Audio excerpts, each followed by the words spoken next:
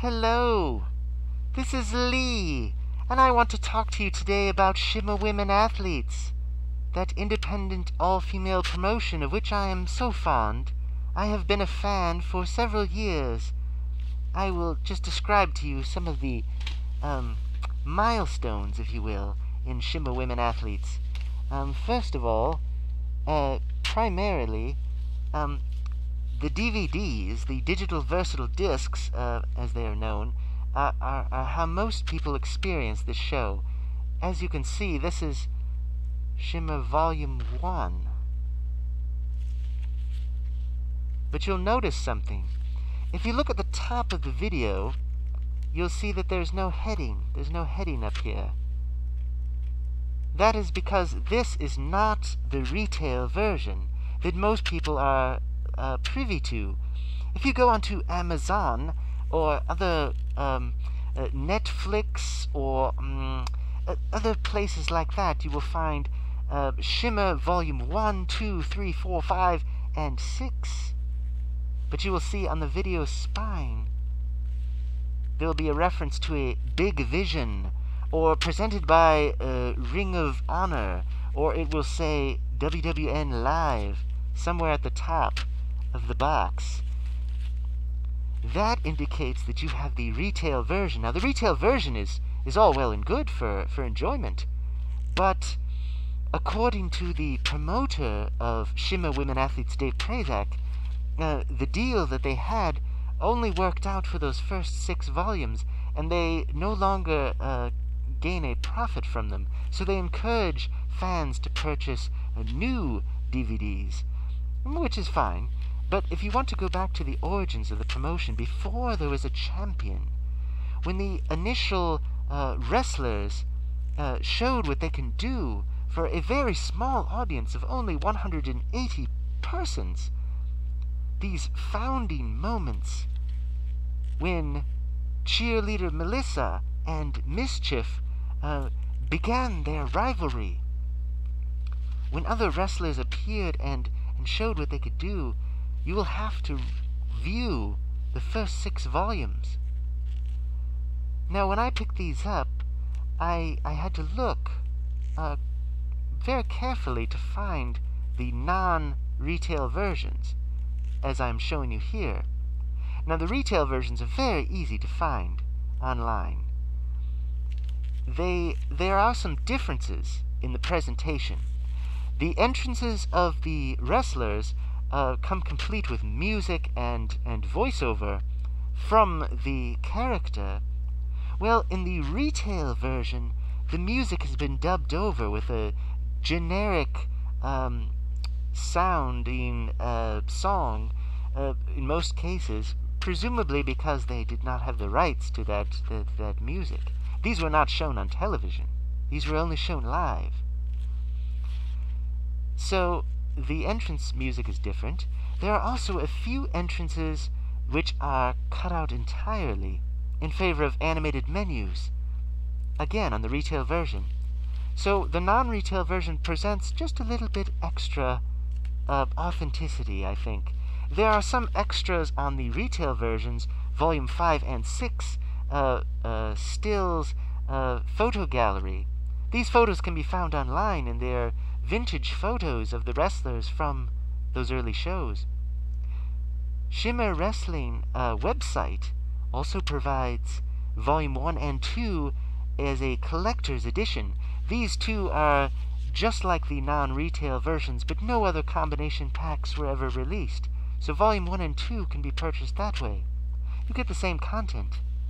Now, the very first Shimmer Women Athletes volume from 2005 featured a bonus match, which is only found on the non-retail version. This featured a group of male wrestlers, which was unusual, because most of the time, well, I'll explain. Shimmer Women Athletes is an all-female promotion. There are male wrestlers that appear in the very first shows, the very beginning, the dark matches, which are not recorded. Well, in this case, there is a come-as-you-are invitational battle royal with many independent stars, which some of you may recognize, such as Austin Aries. I won't tell you who else, but this bonus match is only featured on the non-retail version. Or you can find it on YouTube, but it's filmed from a different angle. Other milestones exist in my journey with Shimmer women athletes. I was not a fan from the very beginning. I didn't get into the promotion at the start, but I got in rather late. Here, this was the first DVD that I really got into. This, if you can see that, is volume 37. This was the first DVD in the series which featured the transparent plastic container. Prior to this, they used the black. And you can see that the release mechanism for the disc is different. Normally there are two clips. I've replaced some of mine with standard release mechanisms, but this DVD just blew me away in terms of its grandeur. Previously, I had been impressed with the wrestling.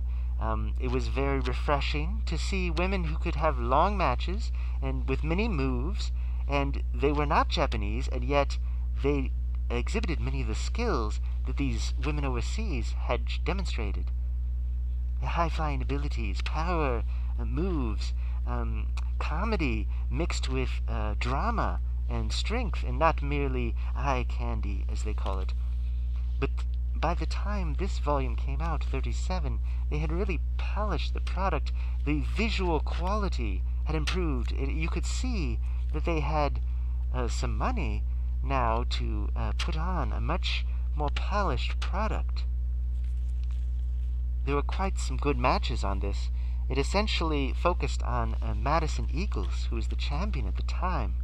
Very tall and almost like a ballerina, but with an attitude. That sounds very cliche, I apologize. And then Mercedes Martinez, who called herself the Latina Sensation. Just a very likable wrestler, whether she is good or bad. And sometimes she was a mixture of both. Other standout matches on here are Serena Deeb, which many will recognize from her time in the WWE with the Straight Edge Society. She also appeared in Total Nonstop Action and was defeated by Awesome Kong. But here she plays a very determined character who just rises above every challenge. And there are just so many other characters on here that are just very memorable. So I recommend this DVD highly. If you're going to start, rather than starting with Volume 1, as good as that is, start here. Start here. Now beyond this, there are other milestones. But one that I really want to touch on is not 37, not 1 through 5, but perhaps the greatest series of them all, which is Volume 41, 42, 43, and 44. Now, at this point, in 2011, the Shimmer Women Athletes promotion was recording on a Saturday 2 shows, 7 hours of wrestling, and then the next day another 7. So 2 more volumes, 4 volumes in a weekend. And then 6 months later another 4. And this was before the internet pay-per-views were added. But with Volume 41, this was my first live show. I was so excited. So excited I could barely move. I could barely speak. But I was in the middle of the action, and the fans were so welcoming and so friendly. I didn't feel as if this was a place that I couldn't enjoy myself. I was not just watching a film or a play, but I was involved. This was theater, where the fans would yell at the performers, and the performers would yell back.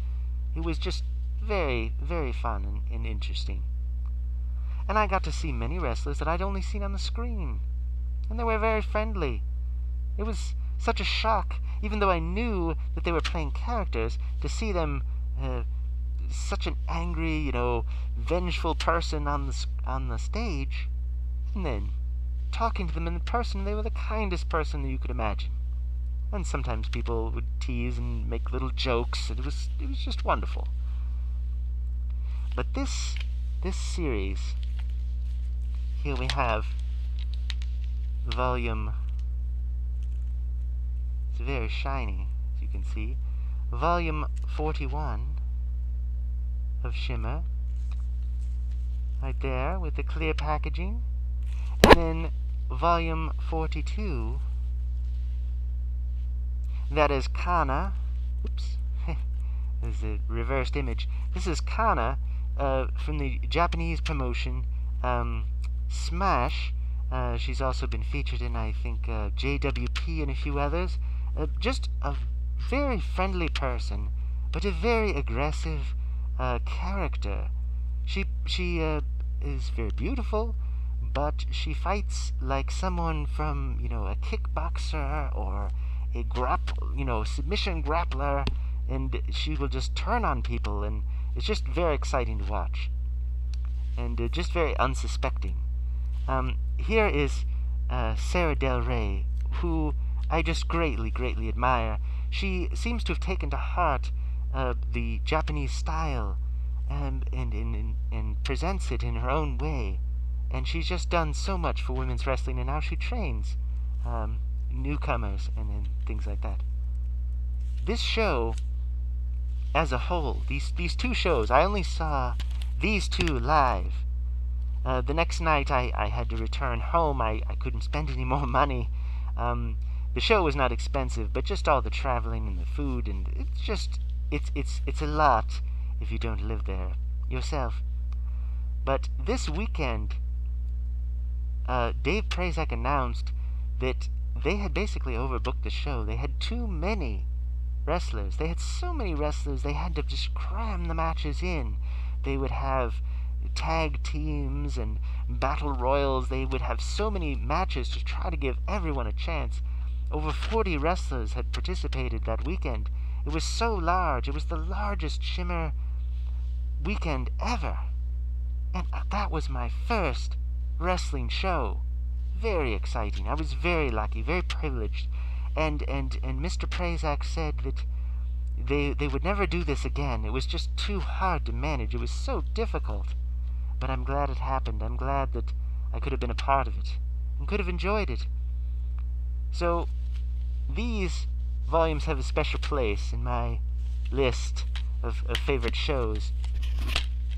They may not be to your liking, but if you would like to see what I consider good wrestling, check these out, for sure.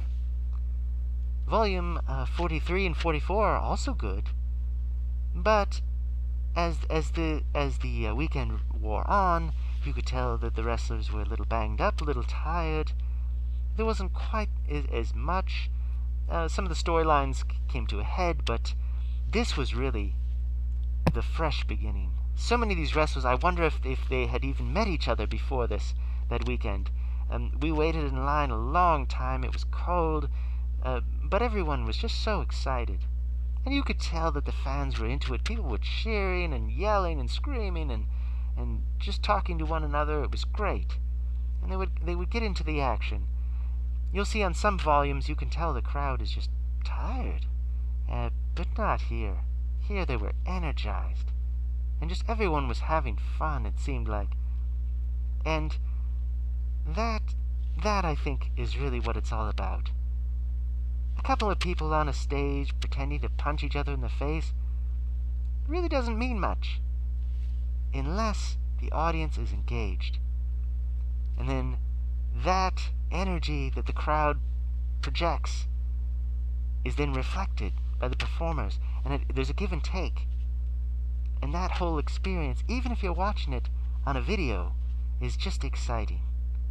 And I think that's why we enjoy sports. Besides the gambling or the uncertainty of who's going to win because it's a real contest. I think even if the contest is fake, ooh, I use that word fake, even if it's fake, it's still real because you make it real in your mind. And I just realized, you know, the guy with the sunglasses and the trench coat, and he says something, and some guy says it to him, and it's about reality, and, well, never mind. Well, thank you for listening. I enjoy discussing this, and I hope to discuss more in the future. So thank you. Thank you for your time. And I hope you have a wonderful whatever.